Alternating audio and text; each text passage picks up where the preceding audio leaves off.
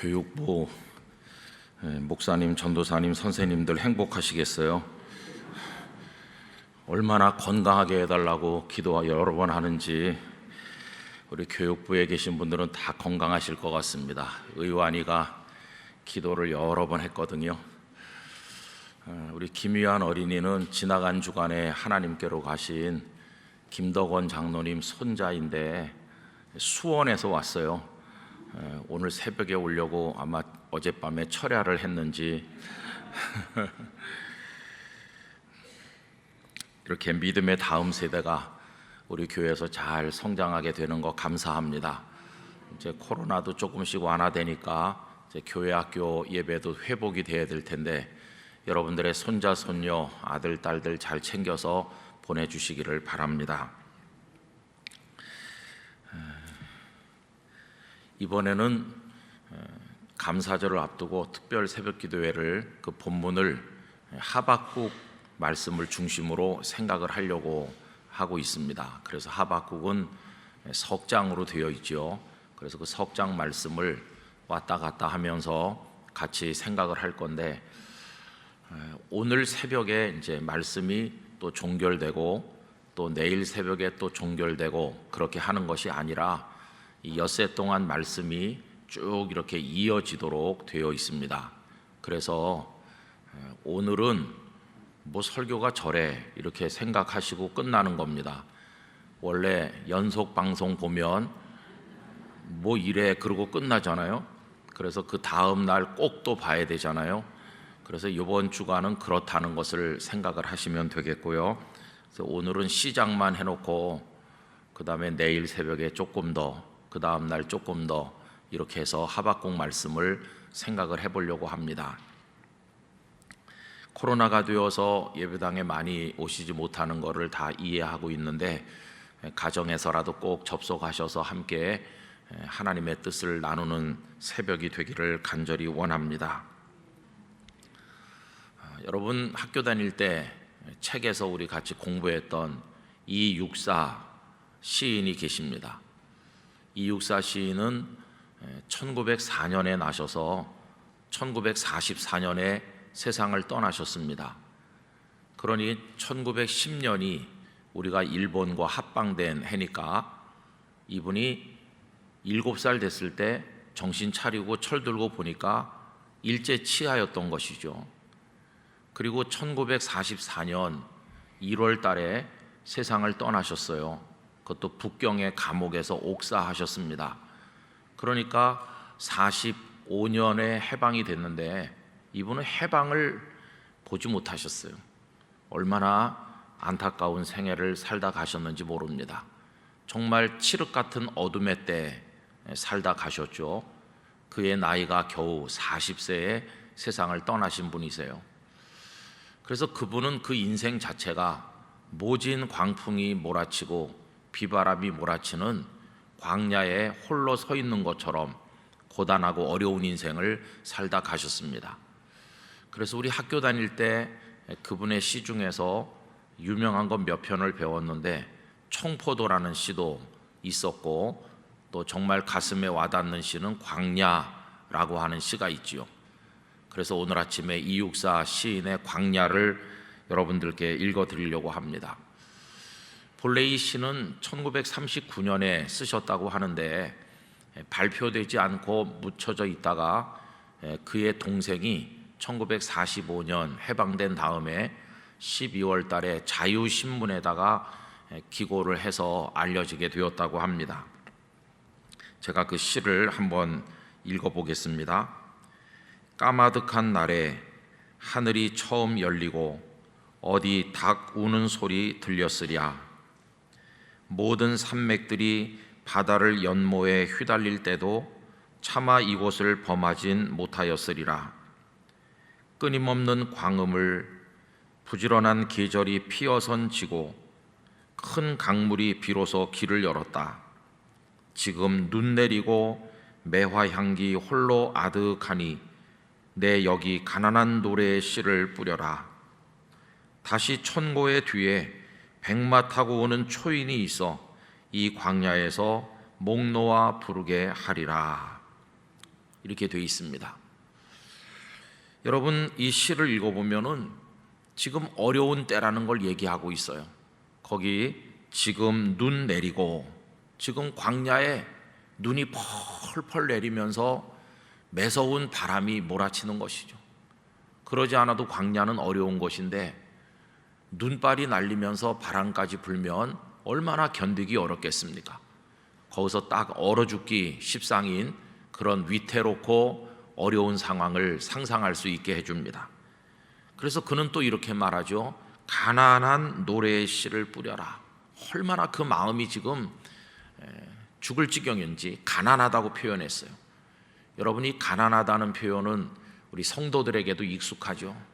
구약 성경 특별히 시편에 보면 이 가난이라는 단어가 많이 나오는데 단지 돈이 없다는 뜻에서 그치는 것이 아니라 그 인생의 곤고함, 하나님의 은혜가 없이는 한순간도 살 수 없는 피곤한 인생들의 모습을 가난하다는 단어로 표현한 적이 많이 있습니다. 이 이육사 시인이 서 있는 광야는 어디였을까요?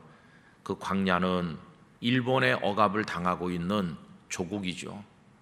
내 나라가, 내가 살고 있는 이 땅이 지금 광야다, 이렇게 생각을 하고 있는 것입니다. 여러분, 그 속에서 이육사 시인은 어떤 방식의 삶을 선택했을까요? 그는 그 속에서 그냥 제풀에 쓰러져서 그 눈발에 묻혀서 얼어 죽어가기를 선택한 사람은 아니었습니다. 어떻게 해서든지 버티면서 싸워보려고 노력을 했어요. 그래서 이육사, 이분은 시인이라고도 부르지만 많은 분들이 이분을 지사라고도 부릅니다.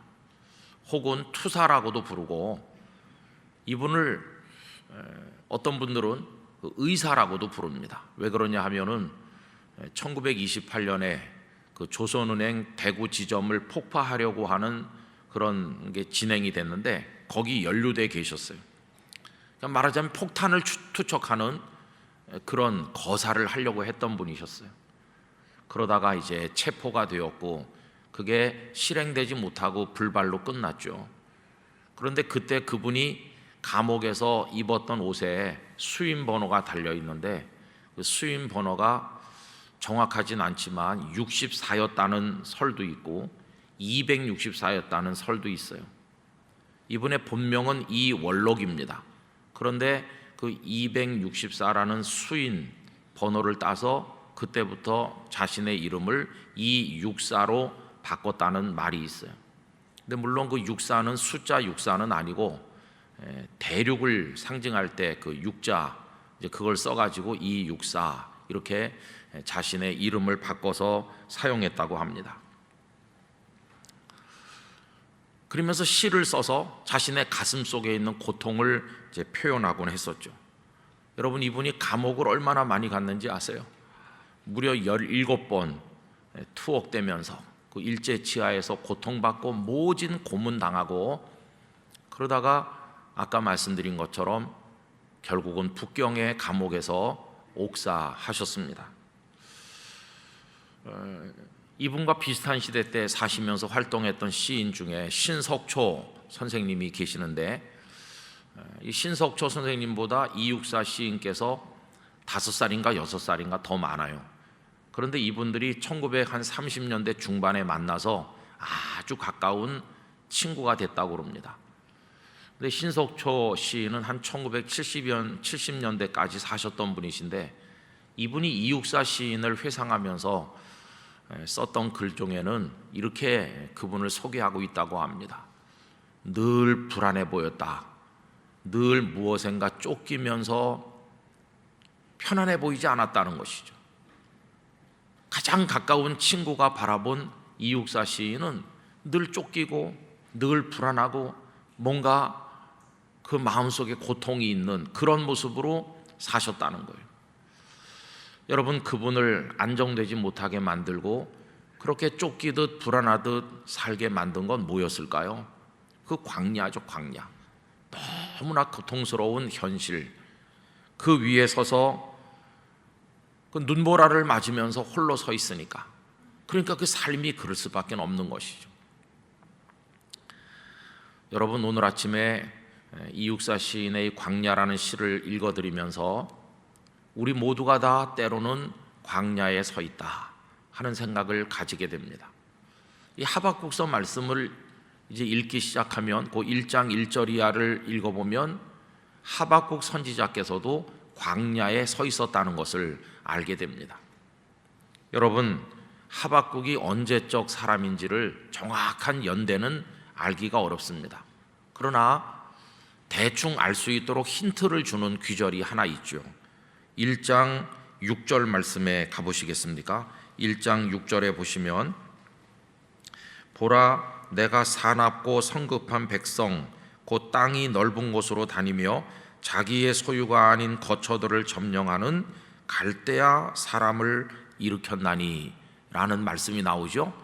여기 갈대아 사람이 어느 나라 백성을 가리키는 말일까요? 바벨론 백성을 가리키는 말이죠. 이때 이 바벨론이라는 나라의 왕이 누굽니까? 느부갓네살이죠. 그러니까 하박국 선지자의 연대를 우리가 정확히 몇 년에 태어나신 분인지 이런 건 모르지만은 어느 시대에 사셨는가를 이제는 알 수 있게 됩니다. 이 귀절 하나를 가지고. 여러분, 느부갓네살의 바벨론 제국은 대단했어요. 원래 옛날에 고대 바벨론 제국이 있었죠. 함무라비 법전을 만들면서 대단한 문화의 꽃을 피웠던. 그런데 여기 이제 바벨론 느부갓네살은 이제 신바벨론 제국이죠. 이 바벨론 앞에 그 지역의 패권을 장악했던 나라는 아시리아입니다. 성경에서는 아수르라고 되어 있고 굉장히 넓은 땅을 차지했고 강력했고 포악하기 이를 데 없는 민족 아닙니까? 이 아수르의 수도는 니느웨죠. 여러분, 니느웨 그러면 누가 생각나세요? 요나 선지자가 생각나시죠? 하나님께서 요나를 니느웨로 보내서 말씀을 선포하게 하셨는데 요나가 화가 나서 안 가고 다시스로 가려고 했다가 물고기 뱃속을 거쳐서 간 거 우리 알고 있습니다. 근데 요나는 왜 니느웨로 가지 않으려고 했느냐 하면 너무 악한 백성들, 그리고 그 수도가 니느웨 아닙니까? 포악한 백성들이 사는 아수르의 수도. 그런 사람들은 당장 다 멸망해야 되는데 하나님은 어쩌자고 그 사람들에게 말씀을 들을 기회를 주시나. 나는 가기 싫다. 이게 이제 요나의 마음이었던 거죠. 아수르는 정말 강대했고 그 니느웨는 그 누구도 무너뜨릴 수 없는 난공불락의 성읍으로 알려져 있었습니다.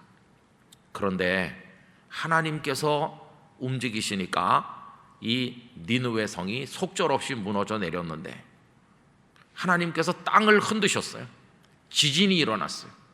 그러자 니느웨 성이 무너지면서 이 바벨론 군대에 의해서 함락된 것입니다. 여러분, 이 땅에 서 있는 것은 아무리 견고해도 하나님이 조금 움직이시면 그날로 무너지는 것입니다. 바벨탑도 하늘까지 닿도록 쌓자 이렇게 했지만 하나님께서 다 흩어버리시는 것이고 우리 인생도 그렇습니다. 내가 건강하고 내가 많은 돈을 벌고 우리 자식들이 잘 되고 우리 가정은 탄탄하다. 여러분, 교만해서 좋을 사람은 아무도 없는 것입니다. 하나님께서 붙들고 계시니 살아있는 것이지 손 딱 놓으시는 순간 우린 낭떠러지로 추락하여 산산조각이 나고 말 연약한 유리병 같은 존재임을 잊어서는 안 될 것입니다. 이 니느웨가 그렇게 대단해 보였는데 이걸 무너뜨린 세력이 바벨론이었어요. 그 지진이 일어나면서 성벽이 무너져 내리는데 바벨론 군대가 그냥 물밀듯이 들어왔고 그렇게 막강해 보이던 나라가 속절없이 망했습니다. 그리고 등장한 게 바벨론이니까 얼마나 느부갓네살의 세력이 대단했겠어요. 나보폴라살 그 아버지를 도와서 아수르를 무너뜨린 느부갓네살은 정말 위대한 영웅처럼 떠올랐습니다.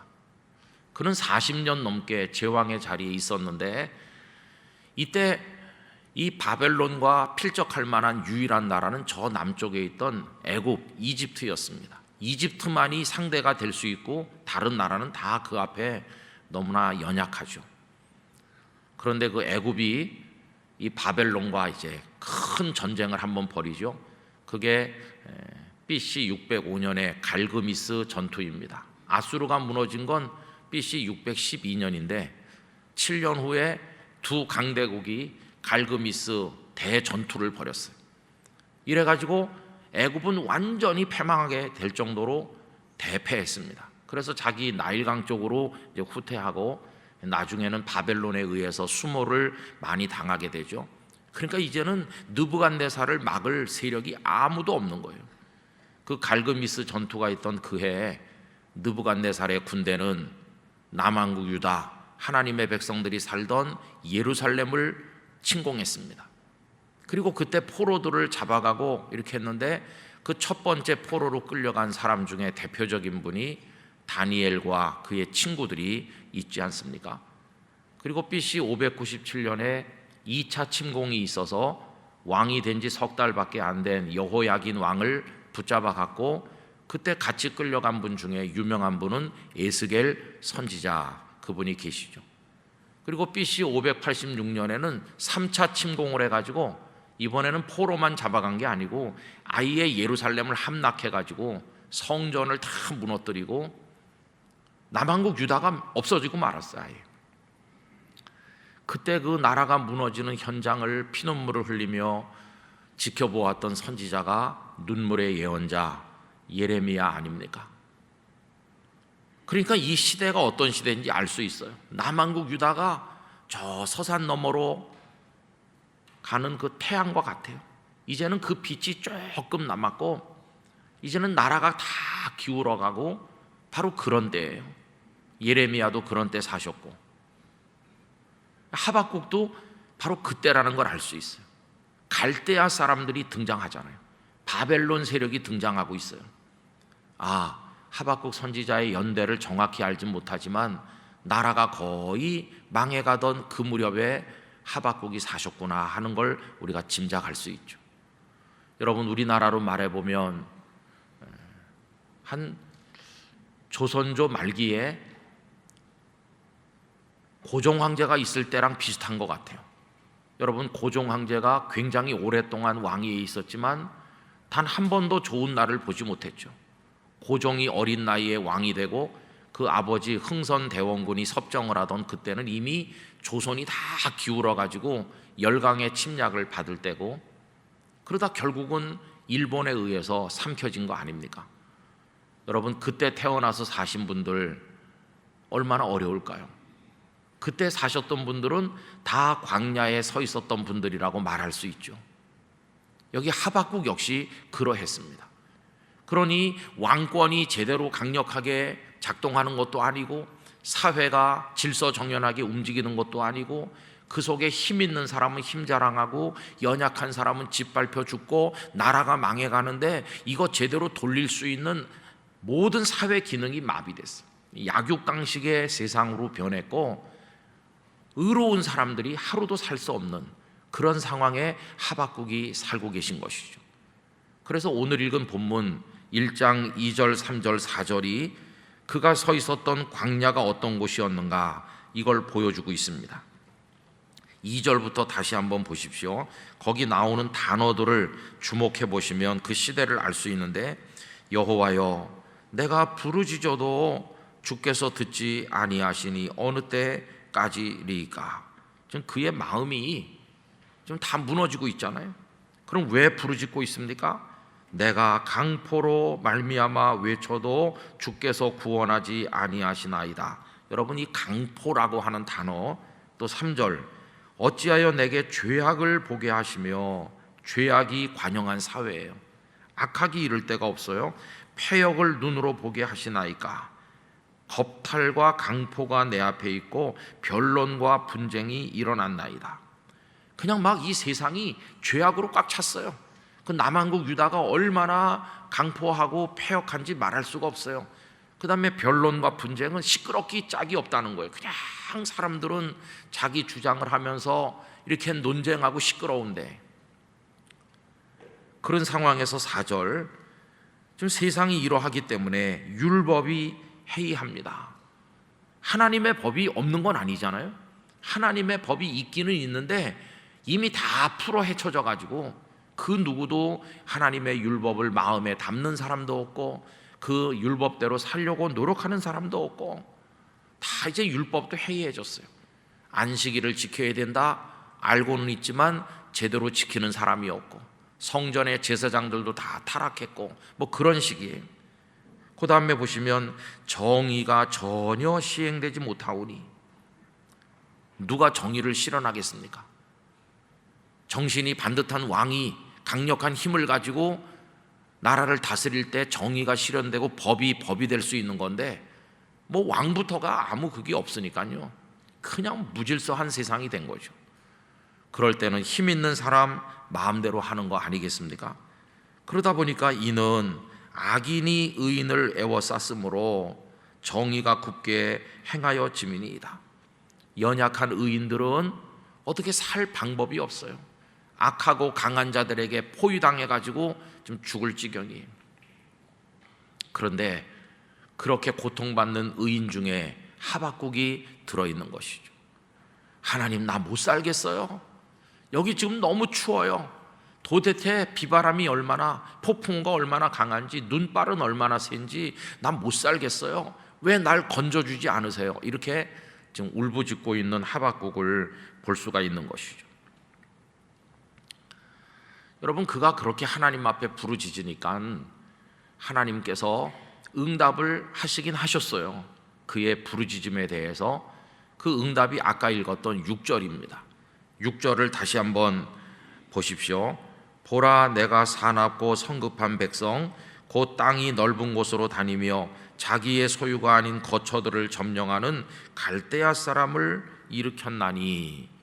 이거 이런 뜻입니다. 하박국, 나도 다 알아. 네가 살고 있는 남한국 유다가 얼마나 황폐하게 되었는지, 얼마나 살기 어려운 메마른 광야가 됐는지, 얼마나 폭풍이 몰아치어서 너 거기 지금 서 있기도 어렵다는 거 나 알아. 그래서 네가 지금 부르짖는 거 내가 왜 모르겠냐.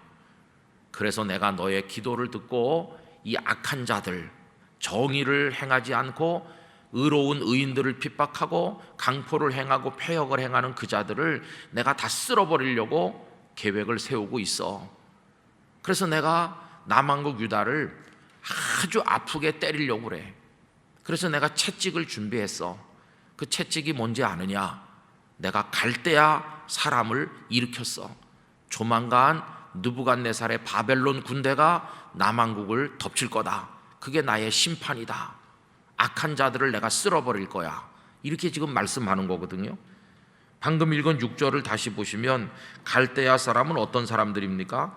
땅이 넓은 곳으로 다니면서 이미 자신들의 영토가 넓은데도 계속 넓은 데로 다니면서 자기의 소유가 아닌 거처들을 점령한다.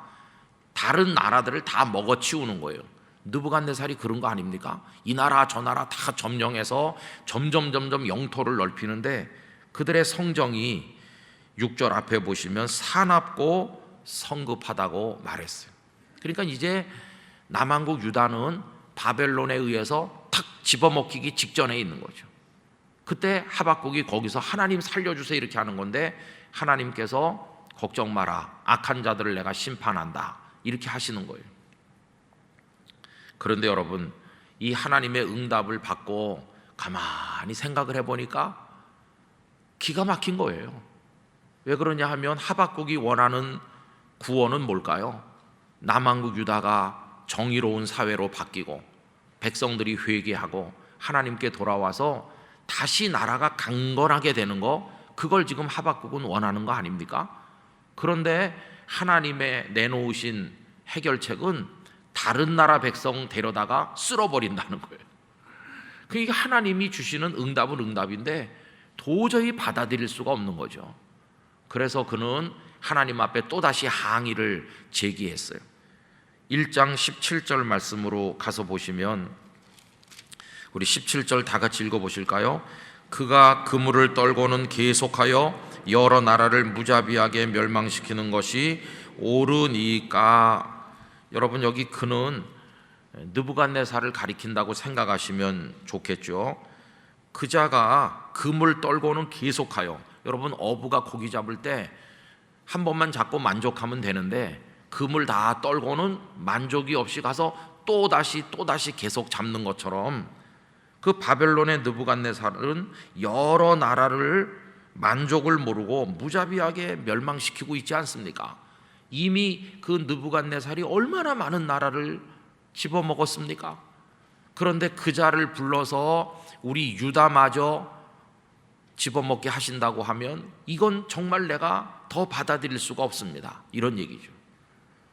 하나님께서 유다를 심판하긴 심판하시는데 왜 하필이면 하나님을 알지도 못하고 아예 율법도 없는 이방인의 손을 통해서 우리를 멸망시키려고 하십니까? 하나님 이건 아니죠.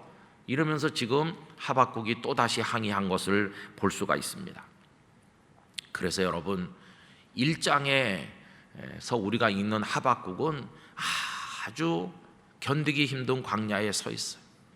유다 사회가 광야와 같고 하나님 앞에 부르짖었는데 하나님이 주시는 응답도 견디기 어려운 응답이고 그의 마음이 구멍이 뚫려서 찬바람이 쌩쌩 부는 금방이라도 쓰러져 얼어 죽을 것 같은 그런 고통의 광야에 하박국이 서 있다는 것을 알게 됩니다. 여러분 오늘 첫날 새벽 제목을 광야에 서 있다고 이렇게 정했는데 이 말씀을 이렇게 드리면서 우리 성도님들께 드리고 싶은 질문은 우리 성도님들은 어떤 광야에 지금 서 계신가 하는 것입니다. 저는 자꾸 조금 요즘에 이 하박국서나 예레미야서나 이런 걸 좋아하게 돼요. 왜 그러냐 하면 우리 대한민국도 광야라는 생각이 많이 들기 때문이에요.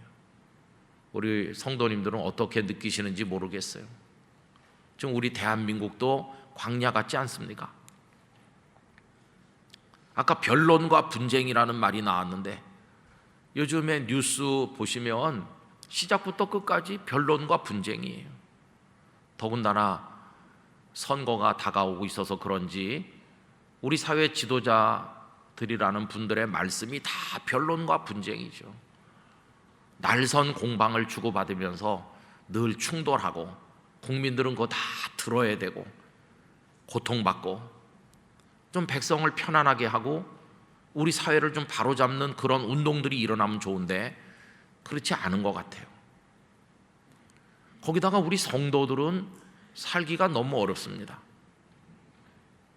코로나 때문에 많은 직장에서 노골적으로 교회 가지 말라고 그렇게 압박을 가하고 있잖아요. 거기다가 도저히 받아들일 수 없는 여러 가지 법들을 제정하려고 하는 국회의원들이 많이 있어요.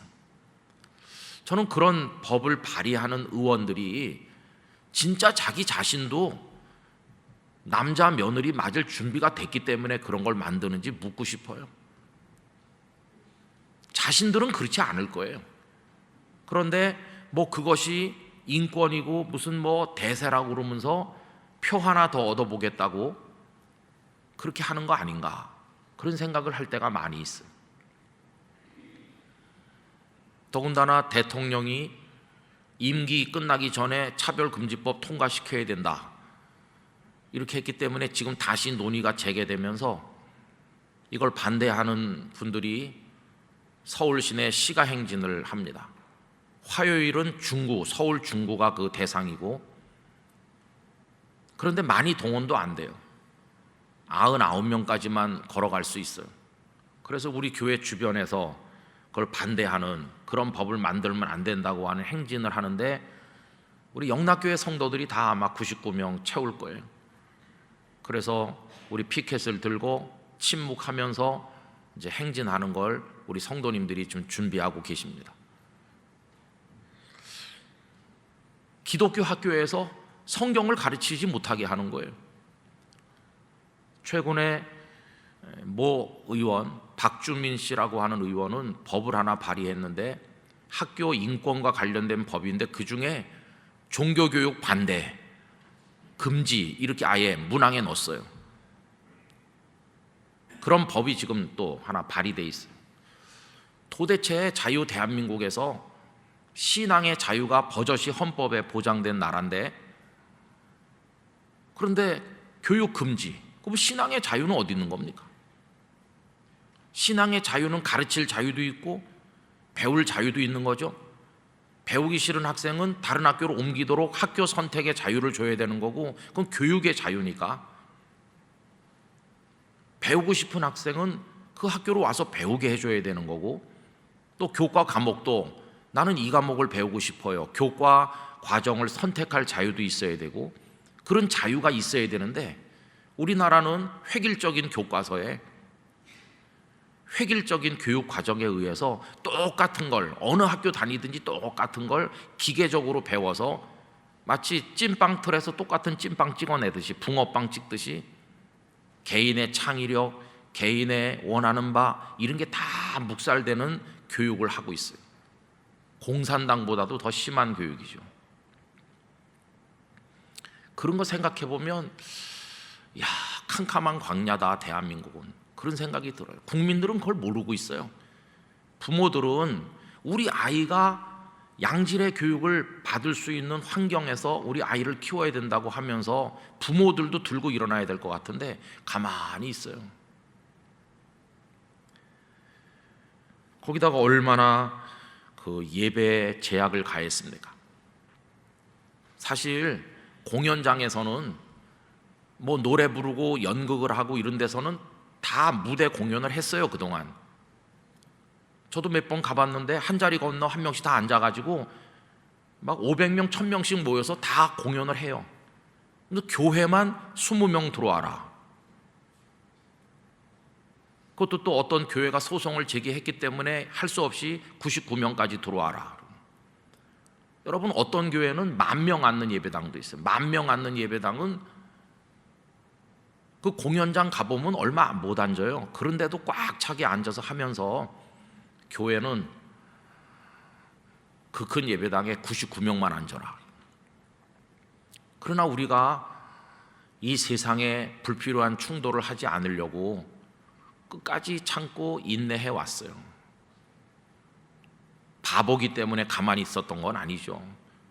한편으로는 성도들이 정말 감염될까 봐 걱정하는 마음도 없었던 건 아니죠. 근데 가만히 이렇게 보면요, 아, 우리도 광야에 서 있다. 거기다가 우리 성도들 개개인의 삶을 보면 아프신 분도 많잖아요. 병원에서 가슴이 철렁하는 병을 진단받는 그날부터 그분은 이제 온실에 있는 게 아니라 광야로 나선 거나 마찬가지입니다. 병원 다니면서 치료받으시는 게 얼마나 힘이 듭니까? 계속 다니면서 검사받고 또 검사받은 결과를 보러 또 가야 되고, 결과 보러 가서 의사 선생님 만나기 전에 뭐라고 하지 불안해하고, 그리고 또 수술하고, 그거를 계속 반복하면서 어떤 병은 치료에 기약도 없어요. 그러면서 광야에 서 계신 영락교회 성도들도 너무나 많아요. 가난하신 분들도 많고 또 가족 간의 관계가 망가져가지고 가끔 저한테 오셔서 눈물로 하소연하는 성도님들도 계셔요. 그분의 눈에 눈물 흐르게 하는 이가 멀리 있는 사람 아니고 가족이죠. 가족 때문에 통곡을 하고, 야, 다 광야에 서 있다, 그런 생각이 들어요. 여러분, 이번에 주제를 주여 살게 하소서 이렇게 했는데 우리 성경을 한 군데 찾아볼까요? 3장 2절 말씀 보십시오. 3장 2절 말씀 다 같이 읽어보겠습니다. 여호와여, 내가 주께 대한 소문을 듣고 놀랐나이다. 여호와여, 주는 주의 일을 이 수년 내에 부응하게 하옵소서.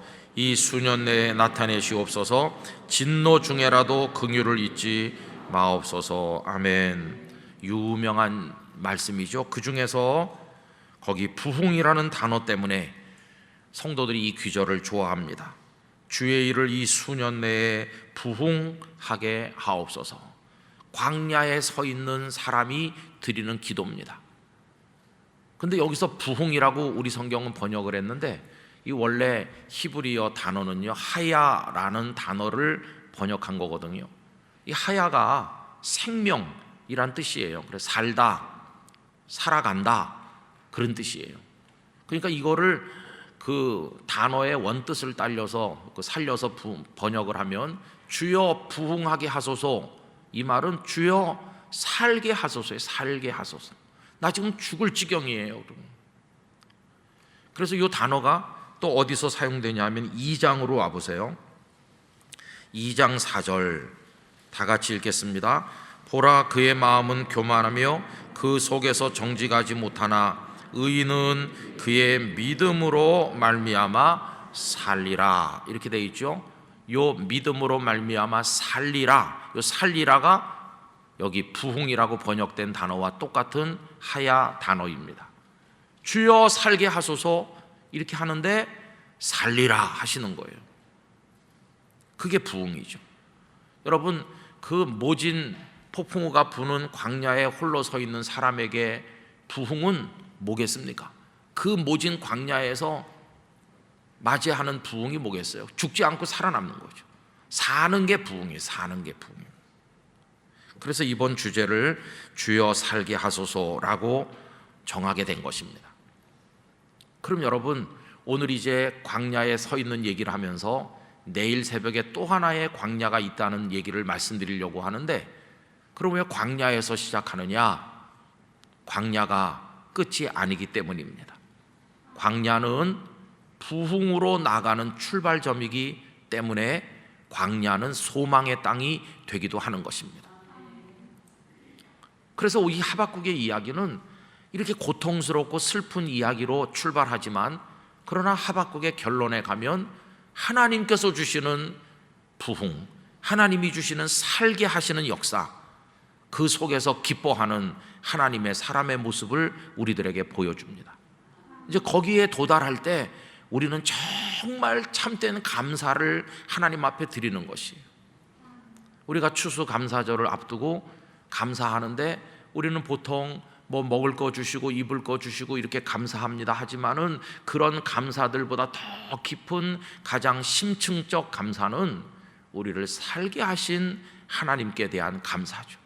그것도 온실 속에 있는 내가 아니고 저 어려운 광야에서 죽어가는 나를, 울부짖는 나를, 희망 없는 나를 하나님께서 살게 하셨습니다.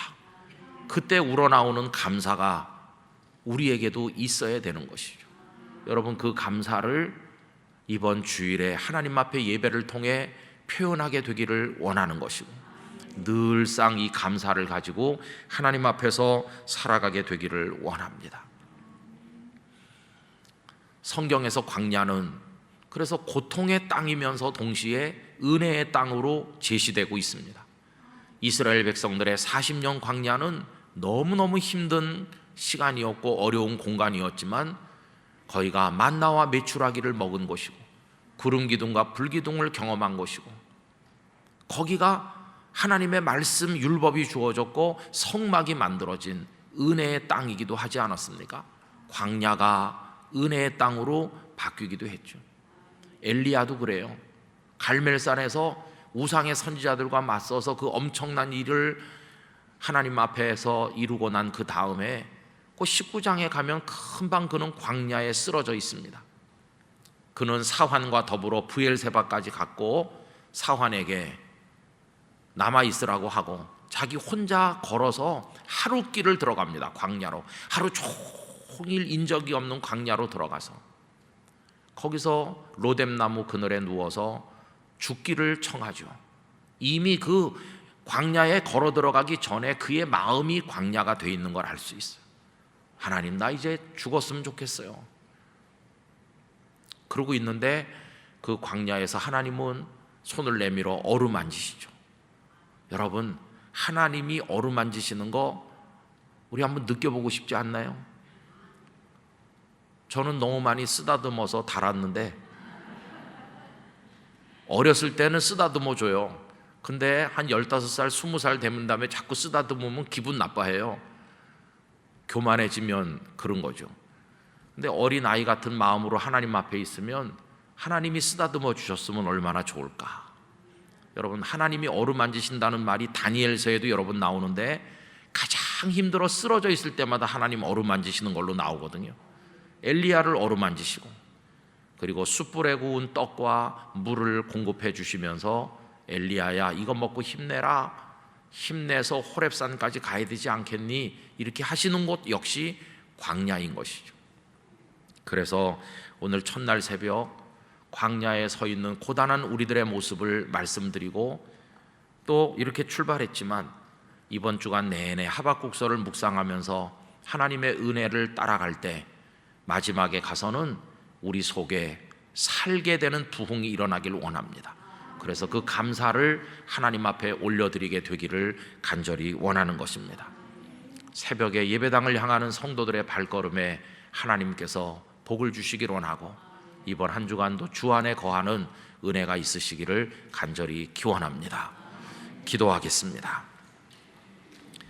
거룩하신 아버지 하나님, 추수감사주의를 앞두고 한 주간 하박국 말씀을 통해서 우리의 실존과 삶의 상황과 우리들의 눈물의 기도와 하나님의 응답과 우리를 향한 뜻을 묵상하고자 합니다. 이 한 주간 새벽마다 하나님의 말씀을 깨닫는 영을 허락하시고 저희에게 은혜를 베풀어 주시옵소서. 아버지 하나님, 영락의 성도들이 어느 곳에서 이곳을 향해 온라인으로 마음을 모으고 있든지 그곳에 하나님의 은총을 허락하여 주시기를 원합니다. 이번 한 주간 주님과 함께 걷게 하여 주시옵소서. 오늘 아침에 우리 어린이 의완이가 나와서 기도했습니다. 그 아이의 머리 위에 복을 내려주시고 하나님의 사람으로 훌륭하게 자라게 하여 주옵소서. 영락교회 성도들의 자녀들이 다 같이 믿음의 복을 받으며 하나님 앞에서 든든히 서가도록 축복하여 주시옵소서. 이 시간 이후에 저희의 기도에도 응답하여 주시옵소서. 이제는 주 예수 그리스도의 은혜와 하나님 아버지의 사랑과 성령님의 교통하심이 모든 영락교회 성도들 가운데 영원토록 충만하시기를 축원하옵나이다. 아멘.